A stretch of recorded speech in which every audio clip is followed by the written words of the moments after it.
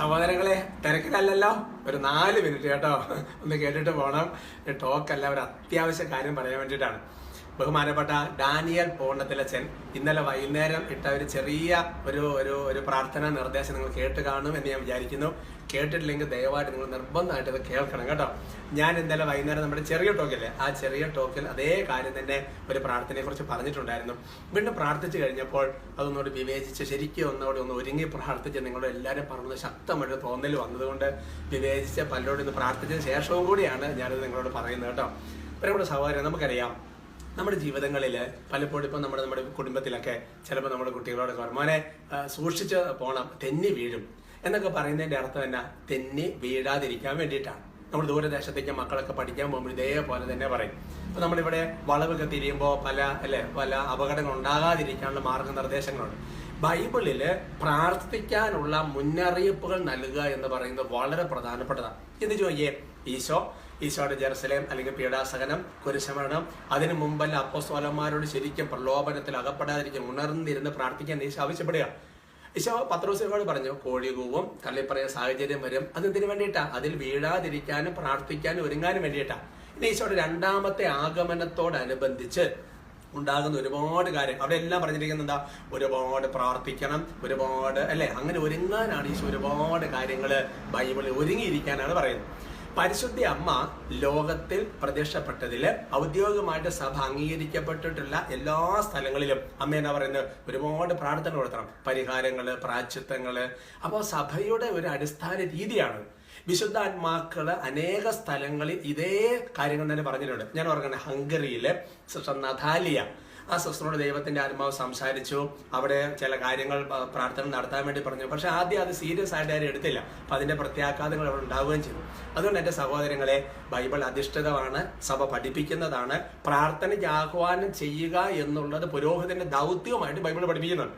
നമുക്കറിയാം, കഴിഞ്ഞ നാളുകളിൽ കേരള സഭയിൽ ഒരു അഭിവന്യ പിതാവും ബഹുമാനപ്പെട്ട സേവർക്കാർ വട്ടാലിച്ചൻ അടുത്തടുത്ത ദിവസങ്ങളിൽ ചില കാര്യങ്ങളെ കുറിച്ചൊക്കെ പറഞ്ഞതും അതെല്ലാം പിന്നീട് ശരിയായല്ലോ എൻ്റെ ദൈവം എന്നൊക്കെ പറഞ്ഞ് നമ്മൾ ഒരുപാട് നന്ദിയോടെ ഓർക്കുന്ന കാര്യങ്ങൾ നമുക്കറിയാം. അപ്പൊ അതുകൊണ്ട് ഇതെല്ലാം മനസ്സിൽ വെച്ചുകൊണ്ടാണ് ഞാൻ ബഹുമാനപ്പെട്ട ഡാനിയലച്ചനോട് ചേർന്ന് ഞങ്ങൾ ഒരുമിച്ച് ഒരു ചിന്തയോടുകൂടി, ഞങ്ങൾ ഒറ്റയ്ക്കല്ല പലരും വെച്ച് പ്രാർത്ഥിച്ചതിൻ്റെയൊക്കെ വെളിച്ചത്തിലാണ് ഒരു കാര്യം കഴിഞ്ഞ ദിവസങ്ങൾ സൂചിപ്പിക്കപ്പെടും. എൻ്റെ സഹോദരങ്ങൾ, ഞാൻ ഓർക്കാണ് കഴിഞ്ഞ നാളുകളിൽ ബഹുമാനപ്പെട്ട വട്ടാലച്ചൻ, ബഹുമാനപ്പെട്ട ഡൊമിനിക് മാടമാനലച്ചൻ, ഡാനിയലച്ചൻ ഇവരോടൊക്കെ സംസാരിക്കുകയും പ്രാർത്ഥിക്കുക ചെയ്തതിന്റെ വെളിച്ചത്തിൽ അവർ മാത്രമല്ല, ഞങ്ങൾക്ക് അഭിഷേകാന്ത സിസ്റ്റേഴ്സിലെ എമി സിസ്റ്ററൊക്കെ പറഞ്ഞ ചില കാര്യങ്ങളെല്ലാം ഞാൻ മനസ്സിൽ വെച്ചുകൊണ്ടാണ് ഈ കാര്യങ്ങൾ നിങ്ങൾ സ്നേഹപൂർവ്വം പറയുന്നത്. അതായത് നമ്മൾ ഈ നാളുകൾ ഒരുപാട് പ്രാർത്ഥന ഉയർത്തേണ്ട ഒരു കാലഘട്ടമാണ്. ഭാരത സഭയ്ക്ക് വേണ്ടി മാത്രമല്ല, കേരള സഭയ്ക്ക് വേണ്ടി പ്രത്യേകിച്ച്. അതിന് കാരണം എന്താണെന്നുള്ള ചില കാര്യങ്ങൾ പറയാൻ സമയമാകാത്തത് കൊണ്ടാണ് പറയാത്തത്. അത് ബൈബിൾ അധിഷ്ഠിതം തന്നെയാണ്, അല്ലാതെ മറച്ചു വെക്കുന്നതല്ല. ഡാനിയൽസിനെ സൂചിപ്പിച്ചിട്ടില്ല എന്ന് നിങ്ങൾക്കറിയാം. അപ്പൊ നമ്മൾ ചെയ്യേണ്ട വളരെ പ്രധാനപ്പെട്ട കാര്യം എന്ന് പറയുന്നത്, നോമ്പ് കാലത്ത് എല്ലാ ദിവസവും ഈ ടോക്ക് കേൾക്കുന്നവർ ദയവായി, ടോക്ക് കേൾക്കുന്നവരല്ല, നിങ്ങൾക്ക് മാക്സിമം ഷെയർ ചെയ്യാൻ പറ്റുന്നതാണ് ഷെയർ ചെയ്യും, ഡൗൺലോഡ് ചെയ്ത് എങ്ങനെയെങ്കിലും 2 ടോക്കുകളും. എന്നിട്ട് ചെയ്യേണ്ട കാര്യം, ഒരു 10 നന്മറിഞ്ഞാറും വെച്ച് ചൊല്ലുക. നിങ്ങൾ ഇത് ചോദിക്കുക, ഒരു 10 ലക്ഷം പേര് 10 നന്മറിഞ്ഞാറും വെച്ച് ചൊല്ലിയാൽ 1 കോടി നന്മറിഞ്ഞു പറയുവായി. അത് പരിശുദ്ധ നമ്മുടെ മുമ്പിലെ ഹൃദയം വഴി അങ്ങോട്ട് സമർപ്പിക്കുക. എന്റെ സഹോദരങ്ങൾ, ഇങ്ങനെ ചെല്ലുന്ന ഒരു പ്രാർത്ഥന എന്താ കാര്യം ചിന്തിക്കരുത്. കാരണം കൊറിന്തോസ്യർക്ക് എഴുതി ലേഖനത്തെ 10ാമത്തെ അധ്യായത്തെ 4ാമത്തെ തിരുവചനം വളരെ ശക്തമാണ്. അവിടെ വചനം വെളിപ്പെടുന്നത് ഇങ്ങനെയാണ് സഹോദരങ്ങളെ, അതായത് സഭയുടെ സമരായുധങ്ങൾ, നമ്മുടെ സമരായുധങ്ങൾ ജഡികമല്ല, അത് ദുർഗമങ്ങളായ കോട്ടകളെ തകർക്കാൻ ദൈവത്തിൽ അവ ശക്തങ്ങളാണ്.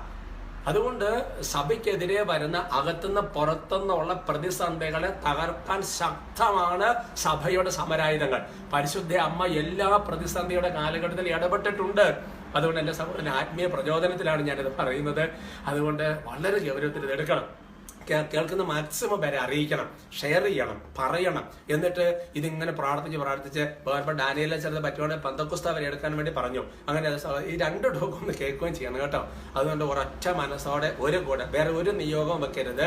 ഭാരതസഭ, പ്രത്യേകിച്ച് കേരള സഭയിൽ 2024 നമുക്കൊരു നിർണായക വർഷമാണെന്ന് ആത്മാവ് പറയുന്നുണ്ട്.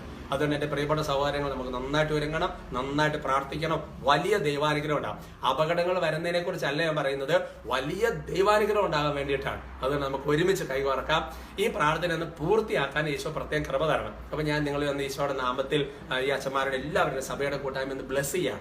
ഈ 10 നന്മ പറഞ്ഞവരെ മുടങ്ങാതെ ചെല്ലാനൊരു കൃപയ്ക്ക് വേണ്ടി പ്രാർത്ഥിക്കാം. നമുക്കൊന്ന് സ്തുതിക്കാവോ. കർത്താവ് ദൈവരെല്ലാം പ്രത്യേകം അനുഗ്രഹിക്കുകയാണ്. ഈ ഒരു പ്രാർത്ഥന സ്വർഗത്തിന്റെ ഇഷ്ടപ്രകാരം പൂർത്തിയാക്കാൻ വേണ്ട കൃപ കർത്താവ് നിങ്ങൾക്ക് എല്ലാവർക്കും തരട്ടെ, ഇപ്പോഴും എപ്പോഴും എന്നേക്കും. ആമേൻ.